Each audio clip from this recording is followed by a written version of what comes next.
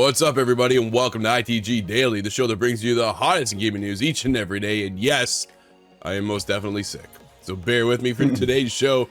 My voice is not my usual self. However, I did power through it, so let's talk about it today.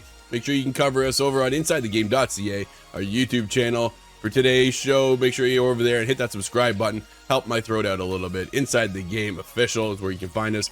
Of course, you can find us on Rad TV on our Fast channel, all those other TV streaming platforms, just like Amazon Prime, Jinx Esports TV, ESTV, and a whole lot more. But we're also on those podcast services, thanks to our friends at Fired Up Network, all 212 platforms over there. Dude, what if my voice just stayed like this? I think that's kind of where I'm at right now. You know? Would be rivaling Howard Stern. It's not so bad. I'm getting used to it. I'm starting to warm it up. Starting to warm up a little bit. Scott, what's on today's show, my friend?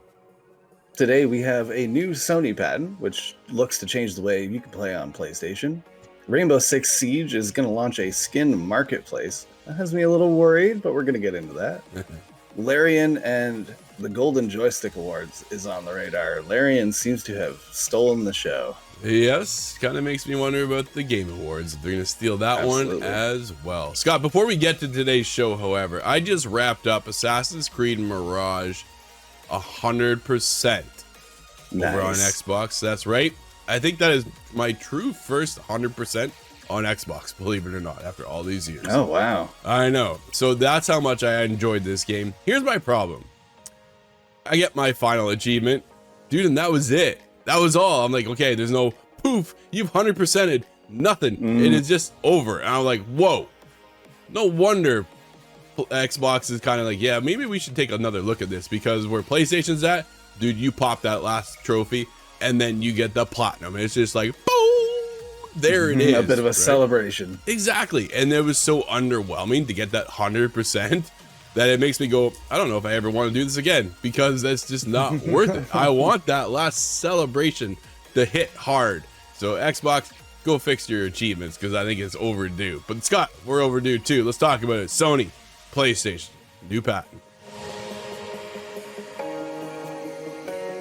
Scott, here's an interesting one from Sony, as a new Sony patent will let you replay a game from any point possible. Grant Taylor Hill, Insider Gaming.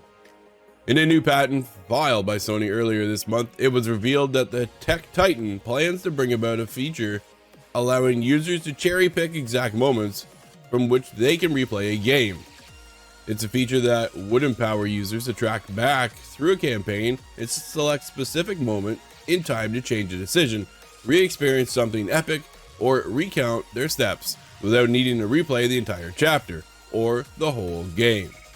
Titled, quote, "Content Streaming with Gameplay Launch," end quote, the all-new patent shows the desired process through a series of handy sketches and diagrams shown in the gameplay sequences, which be split up into sub-chapters complete with trigger points that players can select from, planting them in their heart of the specific scene they want to replay in a matter of seconds. Dude, I'm just reading away here. Man, my voice ever off. Wow, this is...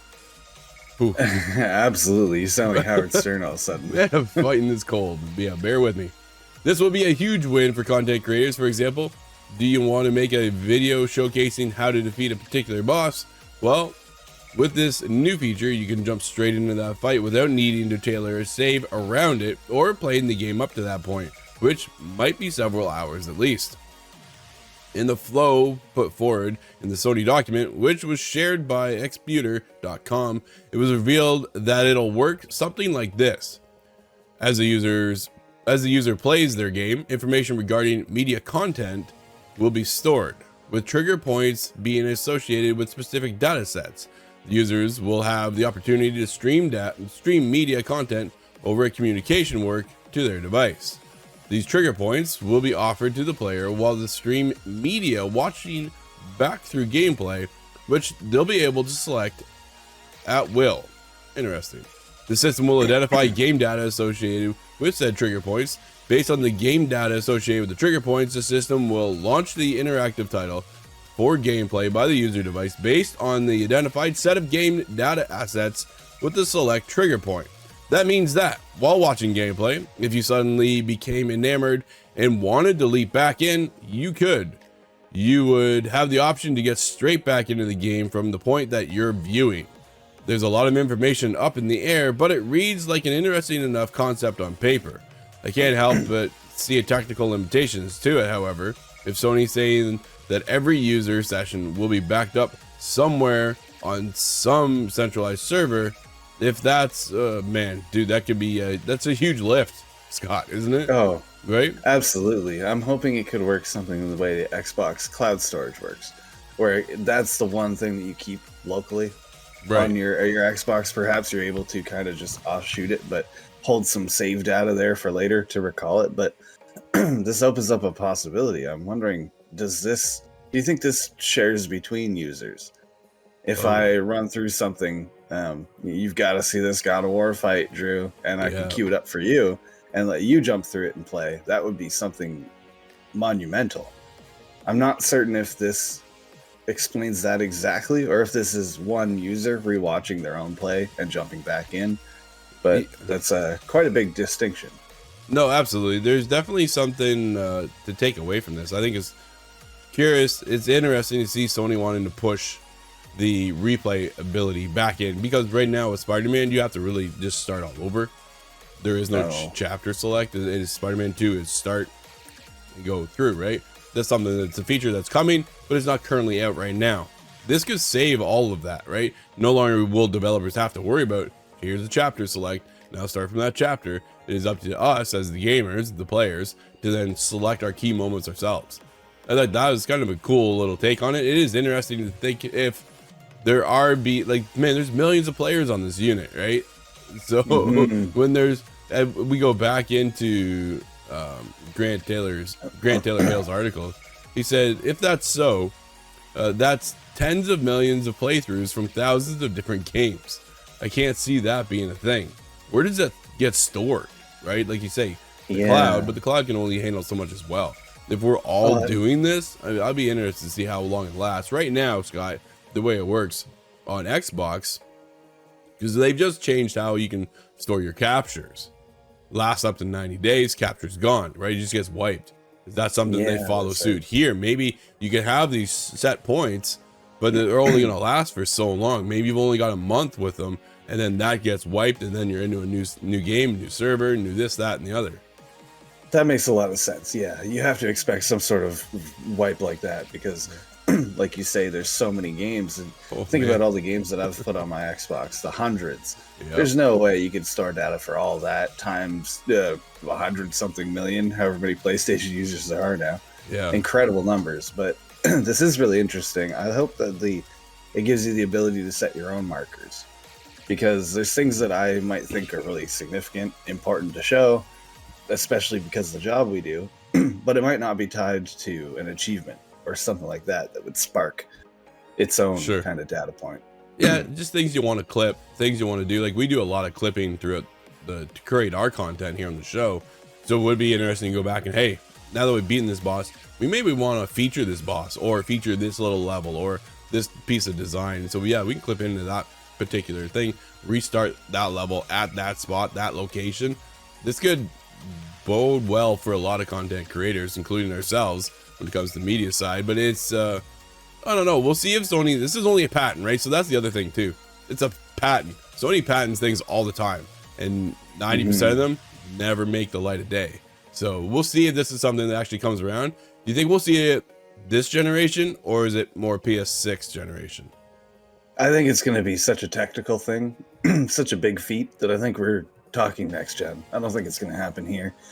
And I do think this is kind of patent conservation, because if you're able to patent this now, if Microsoft wants to go do the same thing, they got to pay out for it. That's business.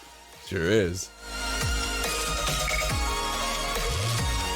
Scott, there's some interesting moves over at Ubisoft for Rainbow Six Siege. This is one that has me rather excited. It's getting a skin marketplace in the style of Counter-Strike. Morgan Park over at PC Gamer.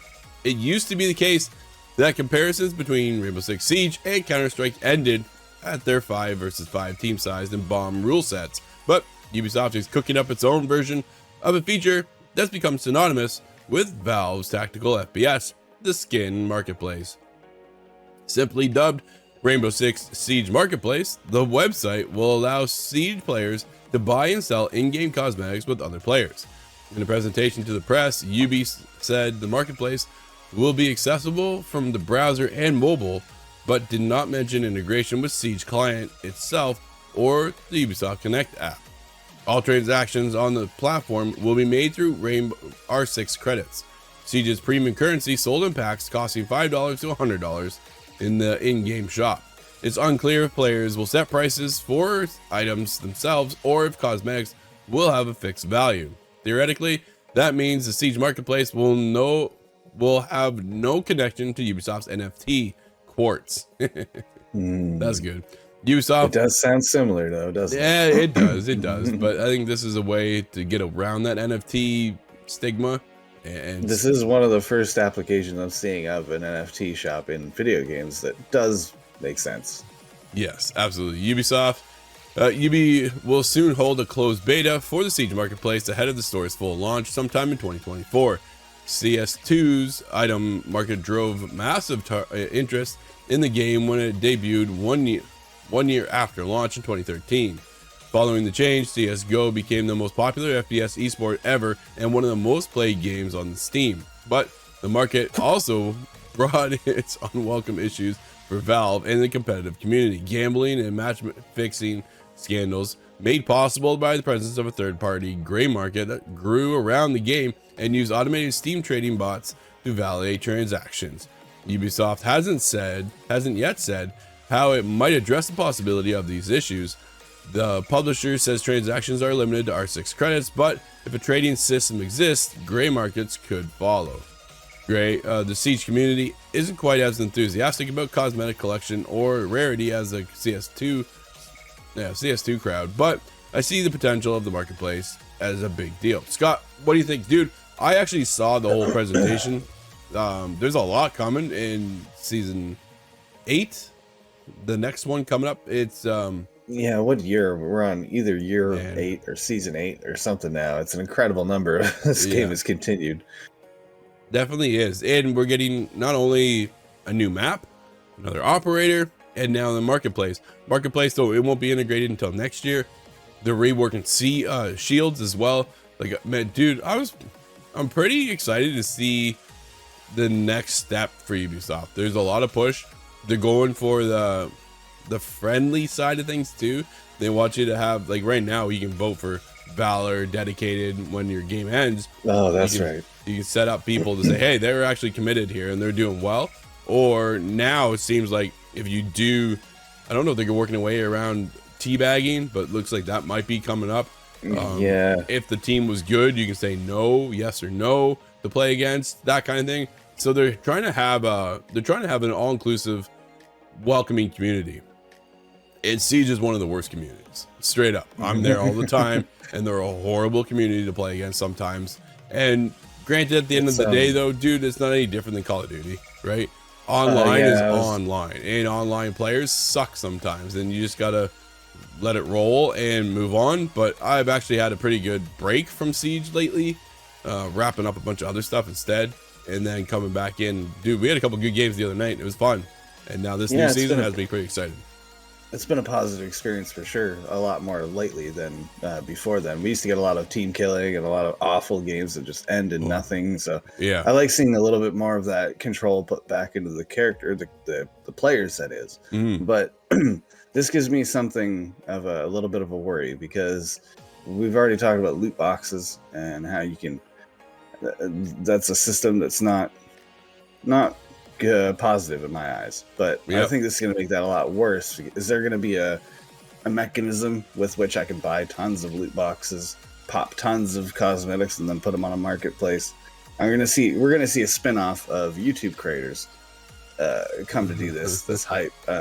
It's similar to pack opening for cards. Yeah. But if I get that rare, now you could get that rare from me. But I can see a whole thing spinning up off of this. But we are into the game came out in 2015, finding interesting ways of monetizing it and keeping it interactive. You have to respect Ubisoft for that. Well, I wonder what Ubisoft also gets from a cut of this, right? Obviously, you keep their marketplace alive. They want something from it. They're not just gonna put it up there and go, okay, player to player. That's not gonna happen. Dude, we're talking about Ubisoft, right? I'm sure they got their hand in. They go, okay, if you make this transaction, you offer this player. So if I have a good skin, I give it to you, sell it to you. They take 10%, 5%. Dude, they have 50 million people playing this game. Half of those people do that. They're making some pretty decent coin, right? Like, that's the idea of it too, that they're gonna make their money back on this.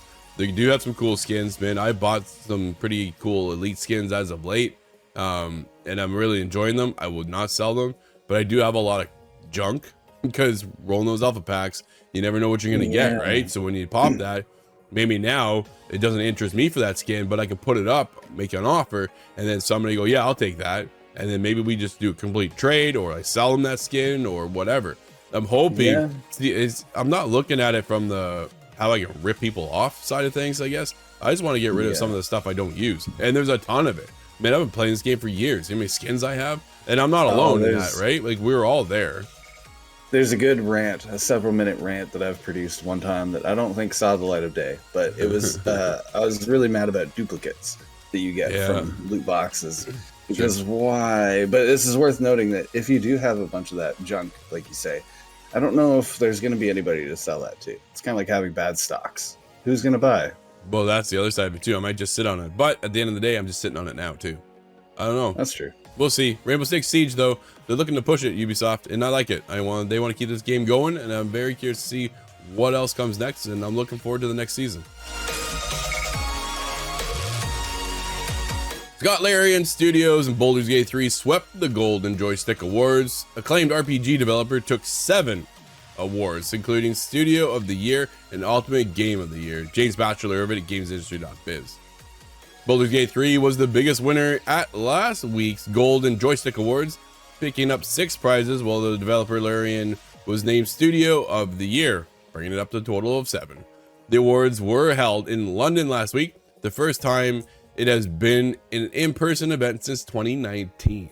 It celebrated the best and most popular games as voted for by millions of players. The acclaimed Baldur's Gate 3 took home the gongs for best storytelling, visual design, and game community, as well as performance award for Neil Newborn, who voices Astarion. The game also won the award for best PC game and the top prize for Ultimate Game of the Year. Other big winners included CG Projekt Red, which picked up 2 awards for Cyberpunk 2077 expansion Phantom Liberty, and Square Enix, which also picked up 2 for Final Fantasy 16. Scott, Larian Studios cleaned up. Is this something we can expect for the Game Awards as well? Yeah, this is my prediction for the Game Awards, essentially. I think we got to be careful because it spills into a much bigger question of what is Game of the Year at the big awards, and I'm wondering if that's gonna be down to Alan Wake 2 versus Baldur's Gate 3. But it's impressive to see all the numbers. We're looking at the awards here, and there's an incredible number of them, first of all. Secondly, Baldur's Gate 3 is all over this list. Well, that's one thing you did notice, right? Yeah. So here's the full list. Best storytelling goes to Baldur's Gate 3, Larian Studios. Still playing award is No Man's Sky, Hello Games. Best visual played award for me. Best visual design, Baldur's Gate 3. Studio of the Year, Larian Studios. Best game expansion, Phantom Liberty with Cyberpunk 2077. Best indie game, Sea of Stars. Best VR game, Horizon, Call of the Mountain. That right there, Scott, piques my interest a lot because I loved Horizon Call of the Mountain, and then Sony is yet to put out another first-party PSVR 2 game. Yeah, when I first saw that, I thought, well, what even has released though on VR front? Third party, not a whole lot this year, from my knowledge. I don't have a PlayStation VR 2, so maybe that's a little different. I do, but there's all been third party. That's the thing. Best multiplayer game, Mortal Kombat 1. Best audio, Final Fantasy 16. Best game trailer, Phantom Liberty. Best streaming game, Valorant. Best game community, Baldur's Gate 3. Best gaming hardware, PSVR 2. Breakthrough Award, Cocoon. Critics' Choice Award, Alan Wake 2. Dude, only once? They're only in here once. I'm a little shocked by that. Yeah, so it is acknowledged. It is part of the running. Yep. Best lead performer, Ben Starr, who is Clive Rosfield in Final Fantasy 16. Best supporting performer, Neil Newborn from Baldur's Gate 3. Nintendo Game of the Year, Zelda Tears of the Kingdom. PC Game of the Year, Baldur's Gate 3. Xbox Game of the Year, Starfield. PlayStation Game of the Year, Resident Evil 4. Interesting. What? A remake. What? Oh man, most wanted game, Final Fantasy 7 Rebirth. So Square in there a few times, but yeah, Larian Studios all over the place here, man. They cleaned up, and I think that is kind of indicative of what we're gonna get when it comes to the Game Awards. And Game of the Year, I think will be there. Will it beat Alan Wake 2? I think at this point is the biggest question. I think you're gonna see Spider-Man in there, right? You'll see Cyberpunk. Oh man, Zelda Tears of the Kingdom, but then it's Alan Wake. I think now at this point it's really between Alan Wake and Baldur's Gate 3. Starfield's not going to win it. It might be there though. Yeah, well, in narrative reasons, I think Starfield might be there. Yeah. Technical reasons, I think Legend of Zelda is too far out now. We're too far away from it for it to win a technical achievement, right? Especially given Baldur's Gate 3. And then when you get into the ultimate technical achievement, I've not yet played Alan Wake 2. I have to be honest about that. But everything I've seen, every single testimony I've seen from players is that this game might be the best looking game ever. That's crazy, man. Yeah. Obviously it's not my style. That's the biggest thing for me. It's funny. I had an interesting. No, it's not. I had an interesting conversation going over on Twitter over the weekend about Baldur's Gate 3. How I feel like it's one I missed this year. Right, it's one of those games I wasn't able to get. I didn't get a chance to play it. Do I pick it up? And I'm more worried about the combat side because that D&D style is just not my style. But the story, dude, all I hear is about the story and the dialogue and the characters and the interaction. Like, man, maybe I could just push my way through the combat. I don't know. We'll see. Well, all the cities, everything seems to be such a built, lived-in world. I've withstood a lot of the pitch towards me as well. I just don't have the time for it. Well, that's the other side of it too, right? Because there's never a dull moment over here for us, is it? So, absolutely. Yeah. Right now, I'm on a VR game and another game, and then there's more coming up, and yeah, but just that's the other thing. Because that game, I know I've talked to people who are 120 hours in and they're still not done. So I was just like, man, I don't know if I can do this. So, but yeah, when you get into a world like that, you want to just be a part of it forever. Absolutely, that's the biggest thing, right? And Baldur's Gate 3, I think, is going to take the Game of the Year award. Because predictions, just my predictions. The actual nominees will be out later today. We'll be covering it on tomorrow's show, so make sure you check out tomorrow's show as well. We'll be back because there's always something to talk about. Scott, it's a slow Monday, that's for sure. There's a whole one game out today. What do people be playing? That's right. We have Spirit Tea. Spirit Tea? I think that's right. It's on PC, Xbox One, Series XS, and the Nintendo Switch. A new town can be lonely, but never fear. There are plenty of folks around town who are excited to meet you. As we mentioned before. And that'll wrap up today's show, everybody. Thank you for hanging out with us and dealing with my voice. This has been ITG Daily, the show that brings you the hottest in gaming news each and every day. We'll be back again tomorrow. I'm Drew. That's Scott. And we'll see you inside the game.